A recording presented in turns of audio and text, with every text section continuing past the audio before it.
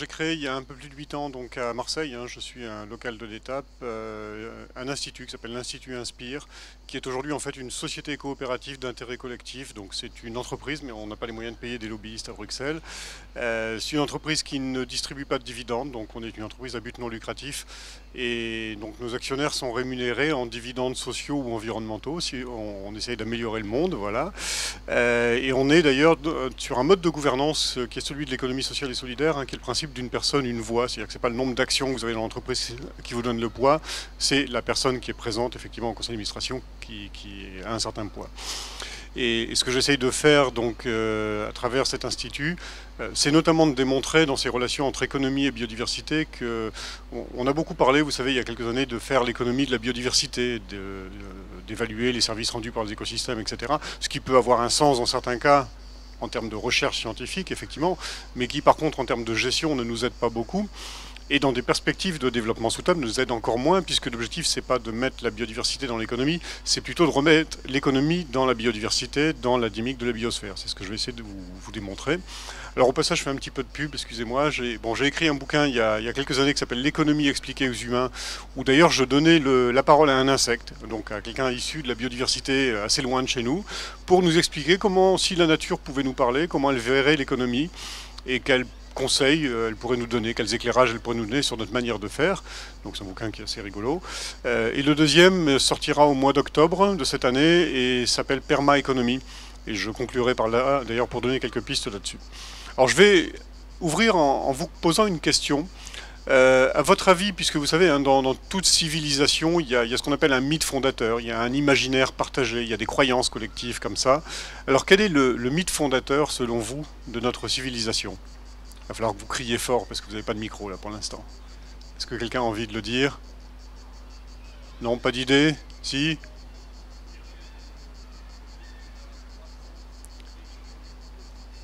Le mythe de la croissance indéfinie. Possible, d'accord? D'autres envies comme ça? Bon, il y en a quelques-uns, celui-là effectivement en fait partie. Il y a effectivement plusieurs mythes fondateurs, hein. Et puis il y en a qui s'emboîtent les uns dans les autres.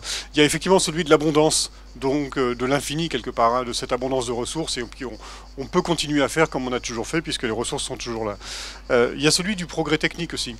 Il y a la croyance, hein, qui est solidement ancrée, dans lequel finalement le progrès technique a toujours permis d'améliorer la condition humaine, et va toujours continuer à régler tous nos problèmes, et donc à améliorer notre condition.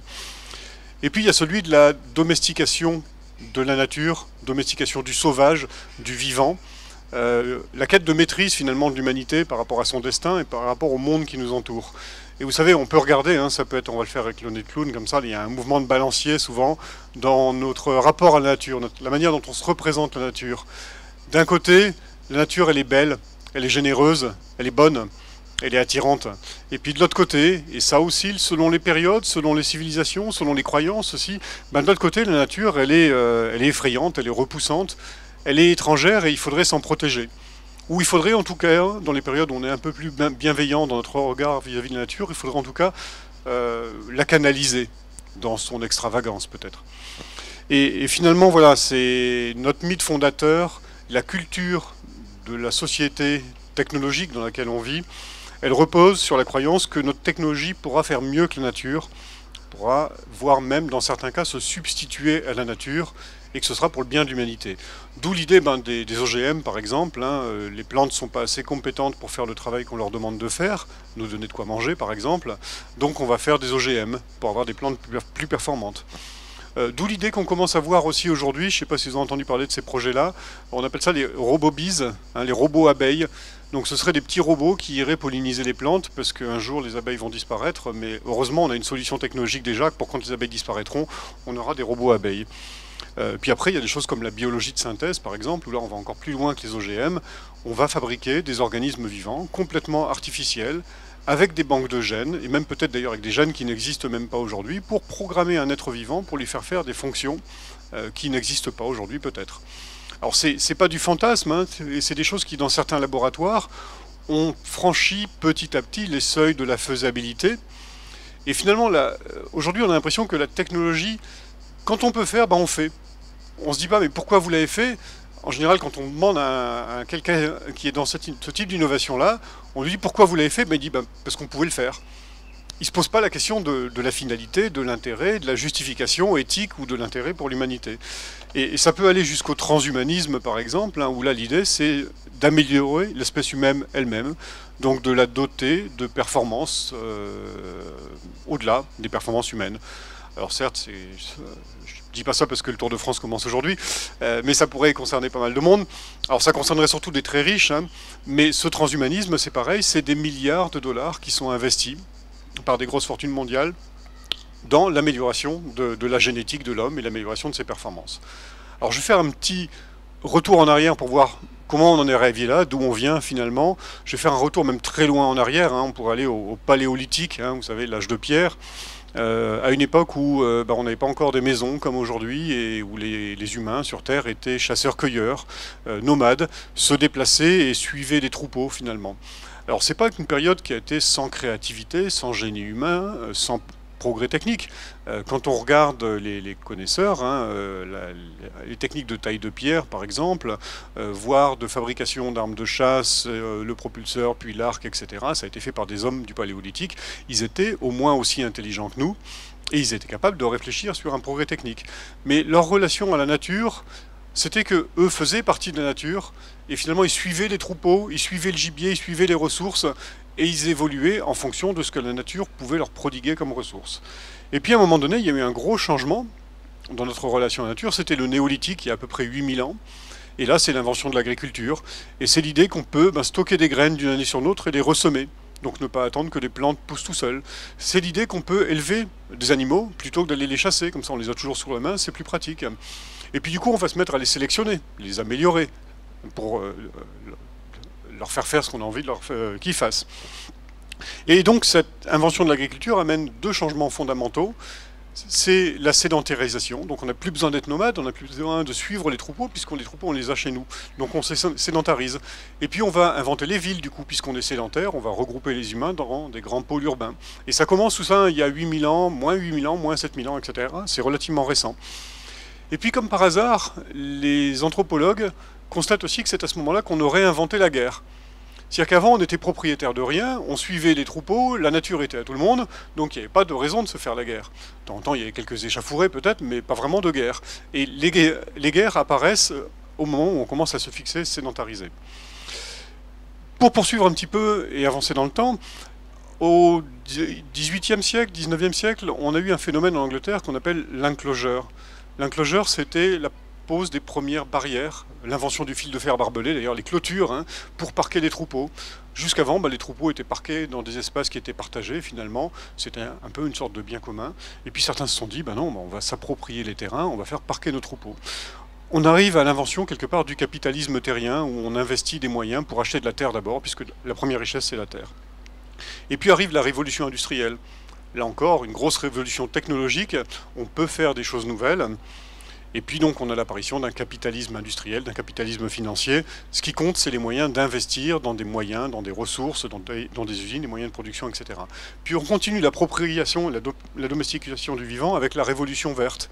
Là c'est très récent, hein, c'est la deuxième moitié du XXe siècle. Et c'est en gros l'invention des intrants, la mécanisation de l'agriculture, l'invention de l'agriculture intensive, l'irrigation massive, etc.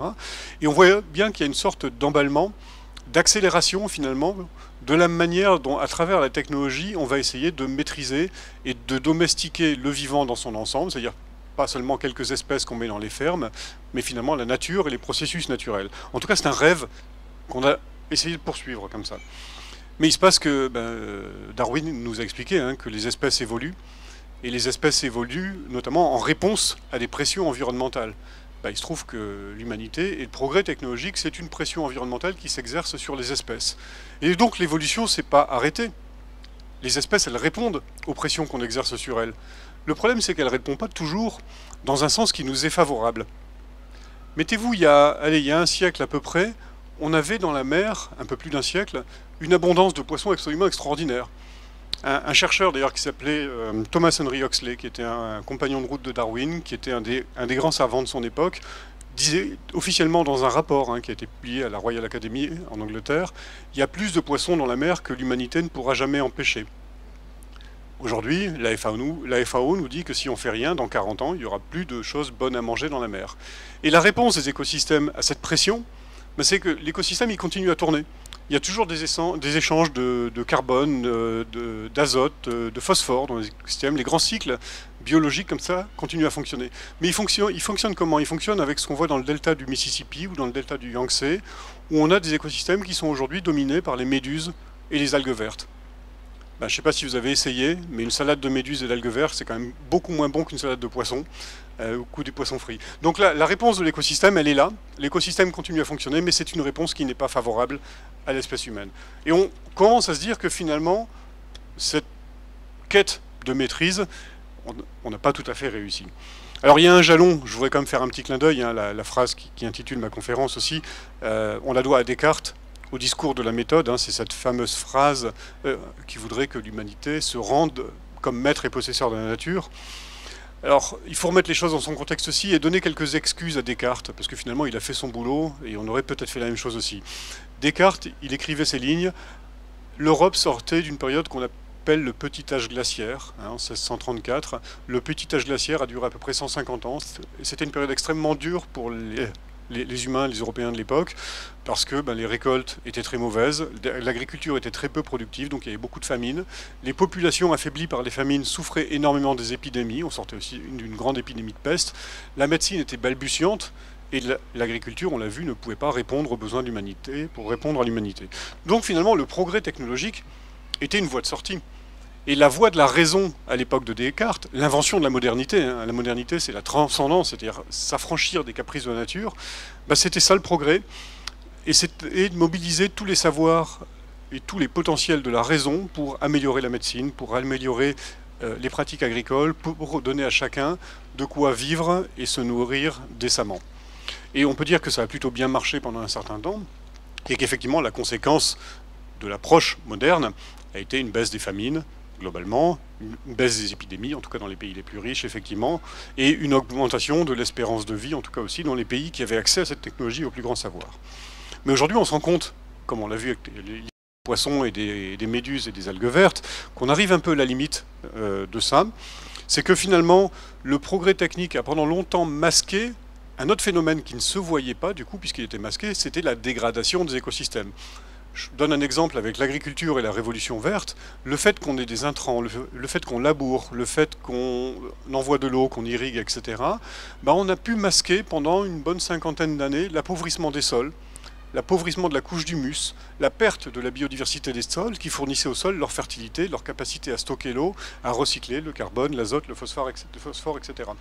Et du coup, finalement, on est arrivé à des choses complètement délirantes. C'est qu'aujourd'hui, les cycles du carbone, on va chercher, pas du carbone, pardon, de carbone c'est vrai aussi avec le changement climatique, mais de l'azote par exemple, on va chercher l'azote pour faire les engrais dans des gisements fossiles. Donc on va chercher de l'azote qui était enfoui depuis des centaines de millions d'années, alors que l'azote il est recyclé en permanence par la biosphère. Du coup on se retrouve avec un trop plein d'azote dans la biosphère qui est absolument considérable, et d'où les phénomènes d'algues vertes qu'on va trouver sur les plages bretonnes ou de trophisation de grands bassins océaniques aussi aujourd'hui. Et finalement, le constat qu'on peut faire, et pour répondre à Thomas Henry Huxley avec le parcours des siècles, encore une fois, tous ces gens, hein, Descartes, Huxley, Darwin, etc., ont fait un bon boulot à leur époque, et on aurait sans doute fait la même chose. Mais aujourd'hui, on a le recul historique pour analyser et peut-être corriger la trajectoire s'il faut quand même. Et c'est qu'en fait, les moyens technologiques dont on dispose aujourd'hui nous suffisent, nous permettent d'épuiser à très court terme les ressources de la planète. Ce n'est pas quelque chose de virtuel, de théorique, c'est quelque chose qui est là aujourd'hui. Et d'autant qu'en plus, notre civilisation technologique dépend, elle est subventionnée par quelque part, par des pétroles, par des ressources minières, on en parlait à l'instant, qu'on va chercher, et qui sont des productions des écosystèmes, mais des productions d'écosystèmes qui ont disparu il y a des centaines de millions d'années. Or, comme ce sont des ressources non renouvelables et qu'on les épuise très vite, un jour ou l'autre, il va bien falloir qu'on se resynchronise, c'est-à-dire qu'on se reconnecte et qu'on reconnecte notre économie aux écosystèmes et aux vivants. Alors sur le constat aussi ni maître ni possesseur, hein, vous vous souvenez tous de ce volcan islandais, là, je ne sais pas si quelqu'un se souvient du nom du volcan, mais qui avait bloqué tout le trafic aérien quasiment sur tout l'hémisphère nord. C'était colossal. Bah oui, on n'est pas maître et possesseur de la nature. Alors je vais essayer de prononcer, il s'appelait Eyjafjallajökull, ce petit volcan. Il y a aussi ce qu'on appelle les phénomènes de Dust Bowl. vous savez, liés à l'agriculture intensive, ces grands envols de poussière comme ça, ben c'est des sédiments riches en matière nutritive, mais qu'on va retrouver dans les rues des grandes villes, que ce soit à Pékin d'ailleurs aujourd'hui, c'était Chicago il y a quelques années aussi. Voilà, ces sédiments ne sont pas là où ils devraient être. Ben, la nature se fâche quelque part. La biodiversité s'effondre. On voit aussi que notre alimentation dépend énormément de très peu d'espèces. On peut citer par exemple le blé, hein, où tous les blés qui sont cultivés dans le monde aujourd'hui sont quasiment des clones d'une seule espèce. Le patrimoine génétique du blé est extrêmement appauvri, ce qui fait qu'un jour, s'il y a une maladie, un virus qui se propage sur le blé, il va se propager extrêmement vite et on n'aura pas la réponse et on va perdre une très importante ressource alimentaire. Et puis je vous donne un dernier exemple de grand délire comme ça aussi, de maîtrise technologique ou de tentative de maîtrise technologique. C'est un espèce de grand coffre-fort qui est en Norvège, un endroit qui s'appelle Svalbard, où on a stocké des graines de plantes comme ça, pour dire on va stocker la biodiversité. Le problème, c'est qu'on a oublié que ces graines, elles vont rester 30-40 ans dans des frigos, puis un jour on se dira on a une perte de biodiversité, on va essayer de les ressemer. Peut-être qu'on arrivera à les ressemer, mais si on, dans des laboratoires. Mais si on veut les replanter dans la nature, les ravageurs, les insectes, les chenilles, les vers, nématodes, etc., eux, ils auront évolué. Les plantes n'auront plus évolué, donc elles n'auront pas la réponse et les systèmes immunitaires adaptés pour se défendre. Donc on aura des plantes qui seront inadaptées au moment où on en aura plus besoin. Donc voilà, le vivant, c'est dans la nature que ça se défend et pas dans des coffres-forts.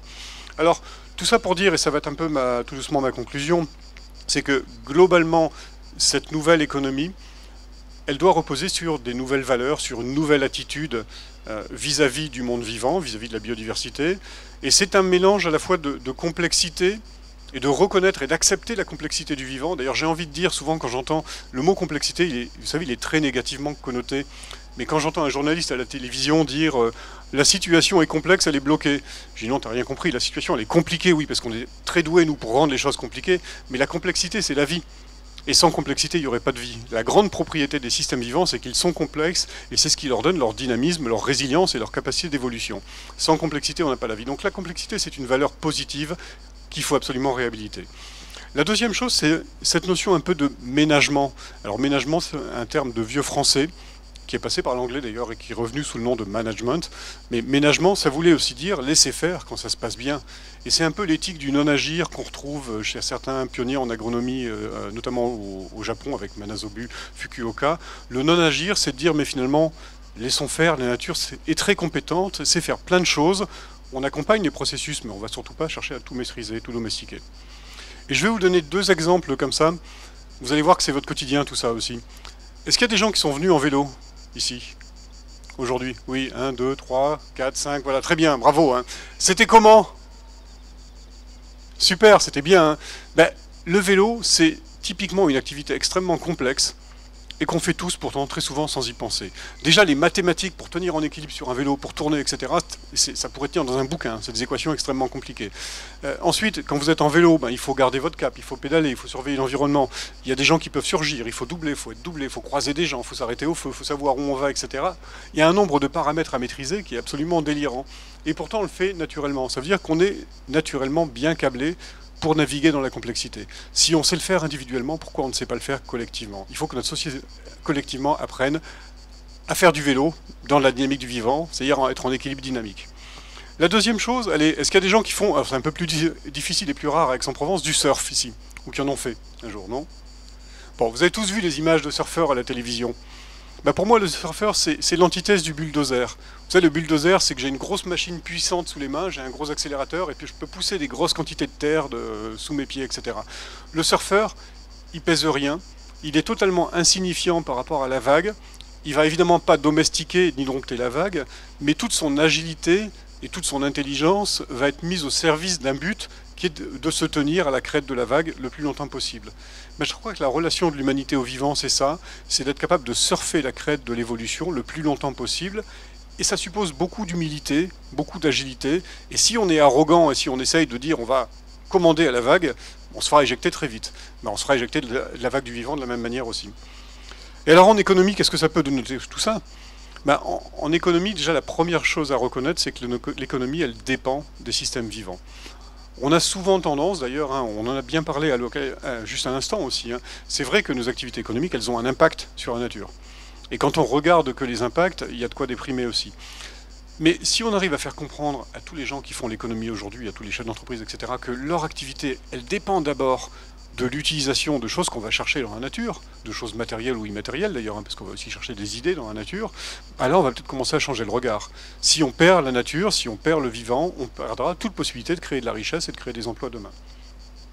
La deuxième chose, c'est de faire le constat aussi que le monde dans lequel on vit, il est radicalement différent du monde de la première révolution industrielle, où on avait du charbon, du pétrole à profusion, du bois à profusion, des poissons dans la mer à profusion, etc. Mais par contre, les humains bien formés, en capacité, en âge de travailler, il n'y en avait pas tant que ça finalement. Donc on a cherché à faire des gains de productivité sur le travail. D'où tous les systèmes aujourd'hui qu'on a avec les grandes chaînes, l'automatisme, etc.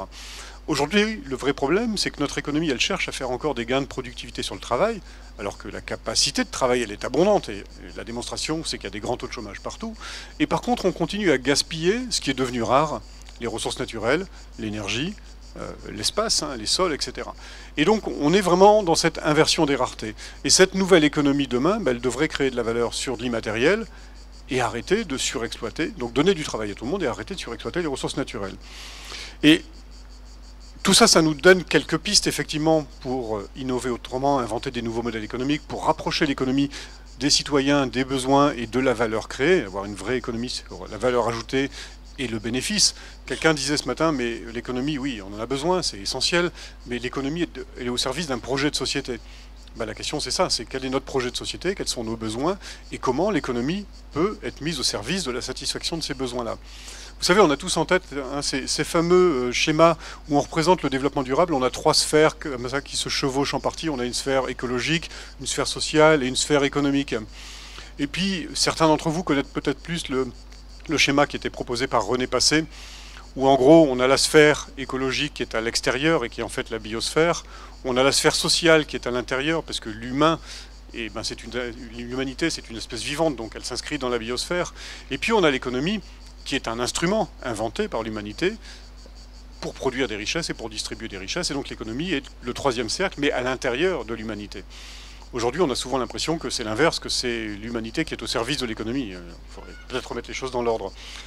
Et alors du coup, quand on commence à regarder, en plus de ce schéma avec les trois cercles, les interactions et les flux, on se rend compte que l'économie, effectivement, elle utilise de la connaissance. Elle permet aussi des transferts monétaires, elle renvoie aussi, mais elle a aussi ce qu'on appelle des externalités. D'ailleurs, le terme externalité est révélateur parce que ça veut dire que c'est extérieur au système, donc on ne le prend pas en considération. D'où toutes les aberrations, d'ailleurs, que Laureline évoquait, c'est-à-dire que pour Total, une pollution, c'est une externalité, ça ne fait pas partie de son cœur de métier. Donc si quelqu'un d'autre s'en charge, très bien, tant mieux pour elle. Une externalité, voilà, c'est ça. L'objectif, ce serait bien d'internaliser ces flux et effectivement de rendre les acteurs économiques non seulement responsables juridiquement, effectivement, de ces externalités, mais surtout de leur faire comprendre que leur création de valeur, il faudrait peut-être en déduire les externalités, ou alors même aller plus loin et rechercher une économie qui soit externalité positive, un peu sur le modèle des abeilles qui, pour faire leur miel, vont polliniser les plantes et permettre la fructification. C'est une externalité. Pour l'abeille, son business, c'est de faire du miel, mais l'externalité positive pour l'écosystème, c'est que les plantes sont fructifiées. Je termine avec ces schémas-là pour vous dire que finalement, je parlais de permaéconomie tout à l'heure, on pourrait aller vers un système complètement intégré, dans lequel on mobilise par exemple tout le génie du savoir qu'on a aujourd'hui. On parle beaucoup d'économie circulaire par exemple aujourd'hui. L'économie circulaire c'est très bien, sauf que si on ne diminue pas les flux, on ne recyclera pas bien de toute façon. Ensuite, l'énergie est le facteur limitant de l'économie circulaire, puisque l'énergie, elle ne peut pas se recycler, elle est à usage unique. Et enfin, le recyclage consomme beaucoup d'énergie et a beaucoup d'inconvénients par ailleurs. Puis il y a des tas de limites. Donc le recyclage n'est pas une solution. Après, dans l'économie circulaire, il y a d'autres choses. Il y a ce qu'on appelle l'éco-conception, l'économie de fonctionnalité, etc. Mais le vrai problème, c'est que si on déconnecte l'économie circulaire du vivant, dont je viens de parler, ça ne marche pas. On a une économie qui est un peu hors sol et qui va s'imaginer qu'elle va pouvoir continuer comme ça pendant très longtemps encore. Hors sol, elle s'effondrera. Et donc il faut imaginer une économie qui rende à la nature ce qu'elle a pris. D'où ce concept de permaéconomie qui est dérivé de la permaculture. La permaculture, c'est une forme de production agricole qui non seulement entretient la fertilité des sols, mais qui en plus les enrichit dans des endroits où on cultive, là où les sols sont pauvres. Mais on peut très bien imaginer sur les mêmes principes et en mobilisant des outils qui sont aujourd'hui disponibles. C'est une rupture conceptuelle, mais il n'y a pas de rupture technologique. Tout est là aujourd'hui, il suffit juste d'avoir l'intelligence de l'utiliser autrement. Une économie qui réinvestisse dans la nature, dans la biodiversité, qui remettent et qui refassent une place à la biodiversité partout, dans les systèmes productifs agricoles, mais aussi dans les villes, par exemple, ou sur les endroits industriels. Une économie qui rende à la société ce qu'elle lui prend, donc en contribuant à l'éducation, à la santé, aux soins, à la diffusion des connaissances, et bien ça c'est aussi de l'économie. Alors vous allez me dire ça existe, c'est l'impôt et tout le monde cherche à pas payer d'impôt. Oui, c'est vrai, mais si on justifie l'impôt comme ça, l'impôt passe pour une sorte de réinvestissement finalement. Et enfin le dernier point, et c'est plutôt microéconomique, c'est qu'une économie, elle emploie des salariés, une entreprise elle emploie des salariés, effectivement elle leur prend des compétences, elle leur prend du temps, elle leur prend du travail. Moi je suis un exemple d'une entreprise où on vient tous les jours au travail content parce qu'on sait qu'on va apprendre plein de trucs, on va tisser des liens sociaux et on va s'enrichir au travail. C'est pas non plus complètement impossible à imaginer, on doit pouvoir y arriver.